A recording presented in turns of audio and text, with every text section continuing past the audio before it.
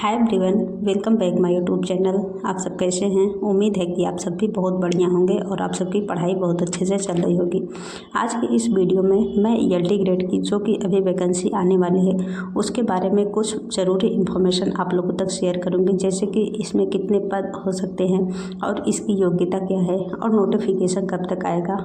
ये सारी जानकारी जितना मुझे अभी तक पता है मैं आप लोगों तक शेयर करूंगी, क्योंकि आए दिन हमारे मन में डाउट होता है कि क्या यूपी टीजीटी की तरह ही ईएलटी ग्रेड की भी योग्यता होती है या इसमें कुछ अंतर होता है। तो इसके बारे में सारी इन्फॉर्मेशन आज की वीडियो में मैं आप लोगों तक शेयर करूंगी।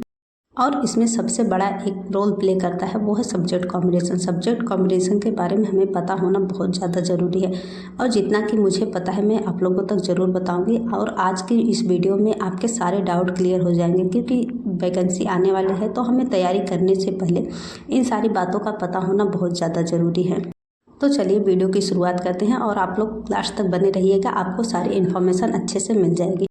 देखिए, ईएलटी ग्रेड की जो संभावित वैकेंसी है वो 90% आप मान के चल सकते हैं कि ये 2025 में आ जाएगी, क्योंकि 2018 में ये वैकेंसी आई थी। उसके बाद से अभी तक कोई भी वैकेंसी नहीं आई है और इस टाइम ज़ोरों शोरों से चर्चा में चल रही है और इस पर काम भी हो रहा है। तो आप मान के चल सकते हैं कि 2025 में ये वैकेंसी आने वाली है। और अगर आप भी इस वैकेंसी का वेट कर रहे हैं तो तैयारी अपनी ज़रूर शुरू कर दीजिए, क्योंकि सबसे पहले अगर इसकी पद की बात करूँ तो इसमें लगभग 10,000 तक या इससे ज़्यादा भी पद हो सकते हैं। तो एक अच्छी वैकेंसी मानी जा सकती है यूपी में टीचिंग की। ये तो हो गया पद की बात। अब इसकी योग्यता की बात करते हैं। योग्यता भी एकदम बेसिक ही है, जैसे कि अगर आप बीए या बीएससी उसके साथ बीएड किए हैं तो आप इस वैकेंसी के लिए एलिजिबल हैं। बस यही योग्यता नॉर्मल सी होती है इस वैकेंसी के लिए। और अब बात करते हैं कि इसका नोटिफिकेशन कब तक आ जाएगा। हालांकि अभी फाइनल कुछ नहीं है, लेकिन फिर भी आशा लगाया जा रहा है कि मई या जून माह तक इसका नोटिफिकेशन देखने को मिल सकता है। तो ये तो हो गई कुछ बेसिक इन्फॉर्मेशन, जैसे कि पद हो गया, योग्यता हो गया और नोटिफिकेशन हो गया। लेकिन अगर हम इसकी तैयारी शुरू करना चाहते हैं तो हमें एक चीज़ बहुत ज़्यादा ज़रूरी है जो कि जानना ही चाहिए, वो है सब्जेक्ट कॉम्बिनेशन। और यहाँ पे मैं सब्जेक्ट कॉम्बिनेशन खासकर एसएसटी की बात करूँगी, क्योंकि मेरा सब्जेक्ट एसएसटी है तो मुझे एसएसटी के बारे में अच्छे से पता है। बाकी आप लोग अपने सब्जेक्ट के अकॉर्डिंग अपना कॉम्बिनेशन देख लीजिएगा। जैसे कि एसएसटी का 4 सब्जेक्ट होता है, history, political science, geography and economy. और इस 4 में से हम किसी 2 सब्जेक्ट से अपना ग्रेजुएशन कंप्लीट करते हैं। जैसे कि मेरा है हिस्ट्री एंड पॉलिटिकल साइंस, तो हम इन 2 सब्जेक्ट से मेरा ग्रेजुएशन कंप्लीट हुआ है। आपका कोई भी 2 सब्जेक्ट हो सकता है। तो अगर हम एसएसटी सब्जेक्ट से तैयारी कर रहे हैं तो हमारा ज़रूर है कि इस 4 में से 2 सब्जेक्ट ग्रेजुएशन में रहा है, तभी हम एसएसटी की तैयारी कर रहे हैं। लेकिन यहाँ पे मेन मुद्दा आ जाता है कि यूपी टीजीटी के एग्ज़ाम में और एलटी ग्रेड के इन दोनों एग्ज़ाम में क्या बेसिक अंतर है, उसके बारे में मैं आप लोगों तक आज डिटेल में चर्चा करूँगी।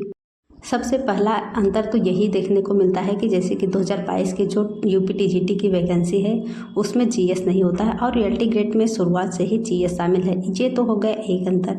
लेकिन इसके साथ ही दूसरा बहुत बड़ा अंतर ये होता है कि जैसे कि अगर हम एसएसटी के 4 सब्जेक्ट में से हम ग्रेजुएशन में कोई भी 2 सब्जेक्ट पढ़े होते हैं, लेकिन हमें अगर एग्ज़ाम देना है तो हम उन 2 सब्जेक्ट के अलावा भी किसी भी सब्जेक्ट से एग्ज़ाम दे सकते हैं। लेकिन एलटी ग्रेड में ऐसा नहीं है। ईएलटी ग्रेड में एक कॉमन डिफरेंट ये है कि हम जो सब्जेक्ट अपने ग्रेजुएशन में पढ़े हैं हमें उसी से एग्ज़ाम देना होता है। हम सब्जेक्ट चेंज नहीं कर सकते। जैसे कि मेरा history and political science graduation में रहा है, तो मैं अगर चाहूँ कि मैं जियोग्राफी और इकोनॉमी से अपना ईएलटी ग्रेड का एग्ज़ाम दे दूँ तो ऐसा मैं नहीं कर सकती। मुझे हिस्ट्री एंड पॉलिटिकल साइंस से ही एग्ज़ाम देना पड़ेगा।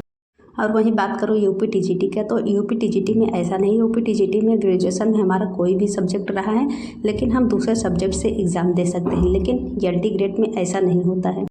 यही बेसिक अंतर है यूपी टीजीटी एग्ज़ाम और ईएलटी ग्रेड एग्ज़ाम के सब्जेक्ट कॉम्बिनेशन में। तो उम्मीद है कि आपको ये डाउट क्लियर हो गया होगा। लेकिन अगर आप अभी से तैयारी शुरू कर रहे हैं तो आपको ये चीज़ें जानना बहुत ज़्यादा ज़रूरी है।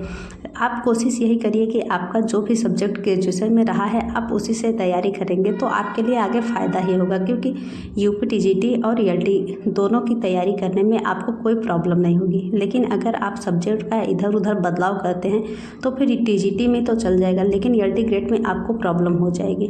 जनरली ये बेसिक डिफरेंट हमें पता नहीं चलता है। हम अगर कहीं भी पूछते भी हैं तो हमें इतना अच्छे से जानकारी नहीं मिल पाती है। लेकिन मैंने जब यूपी टीजीटी की तैयारी शुरू की थी तो मैं सोच रही थी कि हिस्ट्री एंड ज्योग्राफी से तैयारी करने के लिए, लेकिन तब वहाँ पे मुझे ये डाउट क्लियर किया गया कि यूपी टीजीटी और ईएलटी ग्रेड में सब्जेक्ट कॉम्बिनेशन में क्या अंतर होता है। तभी से मैंने हिस्ट्री एंड पॉलिटिकल साइंस से अपनी तैयारी आगे कंटिन्यू कर रही हूँ। उम्मीद है कि आपके भी डाउट क्लियर हो गए होंगे कि यूपी टीजीटी और ईएलटी ग्रेड के सब्जेक्ट कॉम्बिनेशन में क्या बेसिक डिफरेंट होता है।